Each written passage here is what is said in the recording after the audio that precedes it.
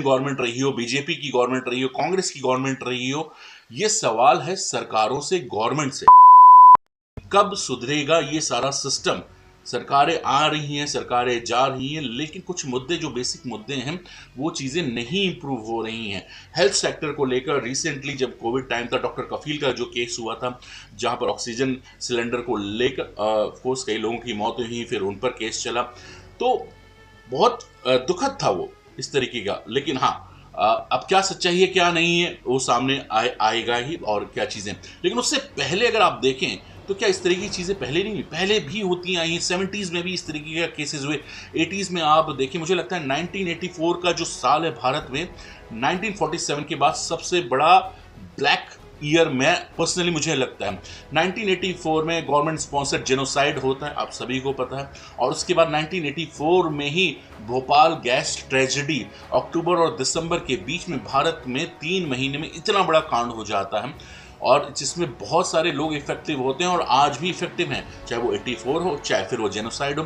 और उसमें सरकार ने क्या किया, जो कल्प्रिट्स थे, जो इससे सीधे सीधे इसमें इन्वॉल्व थे, जिनके कारण ये सारी चीज़ें हुई। भोपाल गैस ट्रेजेडी, आपको पता है कि जो मेन कल्प्रिट थे उनको हेलीकॉप्टर से रेस्क्यू कराया गया और फिर उन्हें विदेश भेजा गया। इटालियन थे। किसकी गवर्नमेंट थी, किसकी सरकार थी? तो सरकारें कोई भी आती रहीं, कोई भी जाएंगी, ये सारी चीज़ें सवाल पूछे जाते हैं और पूछे जाने चाहिए। बिल्कुल सही सवाल है जवान फिल्म में। तीसरा जो मेन मुद्दा है, जय जवान जय किसान, मैं तो इस फिल्म को ये कहूँगा जो है जवान के लिए, और फिल्म का टाइटल भी जवान है। तो जवान फिल्म में एक मेन बात जो कही गई है वो है फॉल्टी इक्विपमेंट्स की, या फॉल्टी जो चाहे डिफेंस में, चाहे वो आर्म्स हैं उसमें, या फिर आपको पता ही होगा कि मिग बहुत सारे क्रैशेस हुए थे जिसमें बहुत सारे हमारे एयरफोर्स ऑफिसर्स की जानें गई थी, और उस पर कई मूवीज़ भी बनी, कई डॉक्यूमेंट्रीज भी बने। लेकिन मेन मूवी जो जिसके बारे में सब बात करते हैं वो रंग दे बसंती, वो ये मूवी जो है एड्रेस करती है इस इशू को कि भाई जो फॉल्टी इक्विपमेंट्स के कारण मिग के क्रैशेस हुए, उनका क्या नेता से सवाल पूछे जाए, और फिर क्या हुआ उसके बाद। चलो, उसके बाद लोगों ने कहा ये चीज़ें नहीं होनी चाहिए, आवाज़ें उठी है, व्हाट ए मूवी, और सीधे सरकार से सवाल। तो ये चीज़ें मूवीज़ बनती आई, ऐसा नहीं कि पहली बार जवान फिल्म बनी है।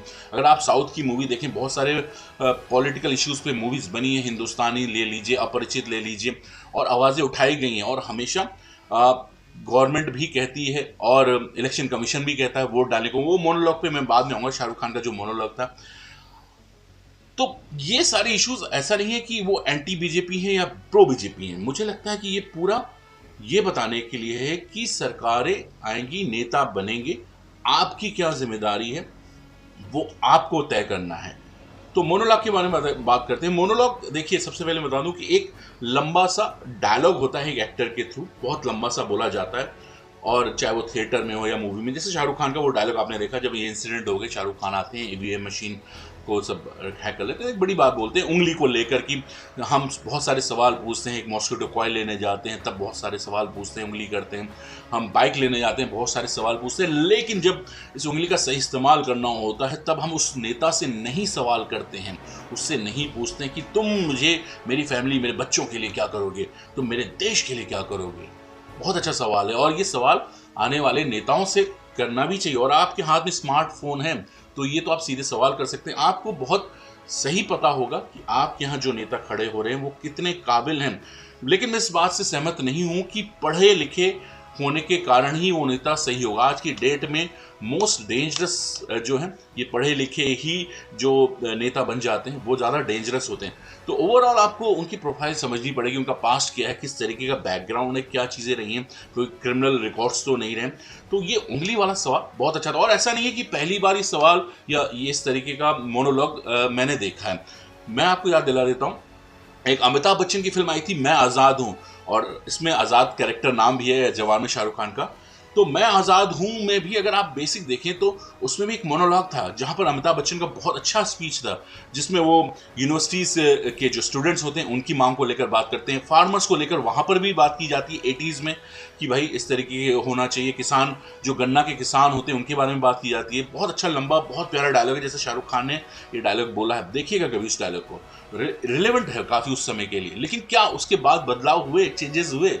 उस मूवी को देख के लोगों ने तारीफ तो की, लेकिन सरकार ने क्या किया उस समय, ऑफ कोर्स कोलिजन गवर्नमेंट थी, सरकार ने जिस दिन मैं आज़ाद हूं फिल्म रिलीज होने वाली थी, ठीक एक दिन पहले उन्होंने ये फिल्म जिस इंग्लिश फिल्म से इंस्पायर्ड थी वन मैन, उसको पूरी तरह रिलीज की। दूरदर्शन पर बकायदा इंग्लिश फिल्म उस रात आई और उन्होंने उस इंग्लिश फिल्म की स्टोरी भी बताई कि क्या है ये फिल्म, ताकि वो फिल्म के बारे में लोगों को पहले से ही पता लग जाए कि बजिंग हो जाए और फिर लोग थिएटर तक ना पहुंचे और मैसेज स्प्रेड ना हो। तो पॉलिटिकल पार्टीज बहुत सारा गेम करती हैं, बहुत सारे चीज़ें प्लान करती हैं, लेकिन ये आपको तय करना है कि आप किसको चुनते हैं। और एक बहुत इंपॉर्टेंट बात इस मोनोलॉग से मैं कहूँगा कि जहाँ शाहरुख खान ने उंगली की बात की, उंगली का इस्तेमाल कैसे करना है। उंगली देखिए, आज की डेट में स्मार्टफोन, उंगली तो आप वोट देते ही उंगली पर निशान लगता है, लेकिन हम सभी के पास स्मार्टफोन है। आपने रिसेंटली देखा होगा जब चंद्रयान गया ऊपर, तो बहुत सारे लोगों ने ये भी कमेंट किया कि यार इसलिए मैं शेयर नहीं करूंगा, और कई लोगों ने इसलिए नहीं शेयर किया उस चीज़ को, उस सक्सेस को, कि भाई ये तो बीजेपी गवर्नमेंट के समय हुआ है या मोदी जी की फोटो है। देखिए, कोई भी सक्सेस साइंस एंड टेक्नोलॉजी को हमें किसी पॉलिटिकल पार्टी से नहीं जोड़ना चाहिए। ऑफ कोर्स वो साइंटिस्ट, उनका बहुत बड़ा योगदान है, बहुत बड़ा अचीवमेंट है हमारे लिए, तो उसको प्रेज करना चाहिए, ठीक है। और साइंस एंड टेक्नोलॉजी अगर नहीं होगी तो हम आगे कैसे तरक्की करेंगे। दुनिया में इतने ट्रिलियन बिलियनर्स पड़े हुए हैं, 1 से 2% लोग हैं जिनके पास दुनिया का सारा पैसा है। तो अगर दुनिया का भूख, गरीबी और गुर्बत मिटानी होती तो ये लोग सीधे दे के मिटा सकते थे, नहीं मिटाया ना। तो ये साइंस एंड टेक्नोलॉजी एजुकेशन ही आगे जाकर हमें और इन सब चीज़ों से निकालेगी। ये साइंस एंड टेक्नोलॉजी के कारण ही तो आप स्मार्टफोन यूज़ कर रहे हैं और ये बात लिख रहे हैं। अगर सोचिए कि किसी ने ये सोचा था यार हटाओ यार, स्मार्टफोन की क्या ज़रूरत है यार, पहले भूख और गरीबी मिटाते हैं, तो ये चीज़ें हमारे पास नहीं होती। तो इससे तरक्की होगी, इससे ही ये सारी चीज़ों से हम निपटेंगे और निपटारा होगा। और एक और चीज़ जो आज की जनरेशन है, भारत की जो खास तौर पर जनरेशन है, जो ये कहती है कि I don't give a shit about politics. तो if you don't give a shit about politics then don't complain. आप कंप्लेन भी नहीं कर सकते कि यार हमारे देश में ये नहीं हो रहा, क्योंकि आपको अगर कंप्लेन करना है तो पहले अवेयर भी होना पड़ेगा। आपको पता होना चाहिए कि आपकी पॉलिटिकल हिस्ट्री क्या है, आपके पॉलिटिकल लीडर्स कौन है, पॉलिटिकल पार्टी का बैकग्राउंड क्या है, आपकी हिस्ट्री क्या है। उन सब चीज़ों का अगर आपको नहीं पता है तो आप ये कंप्लेन कर ही नहीं सकते कि you don't give shit about this. You have to, अगर देश की तरक्की चाहते, अपनी तरक्की चाहते हैं, तो आपको ये सारी चीज़ें करनी होगी। और बहुत इंपॉर्टेंट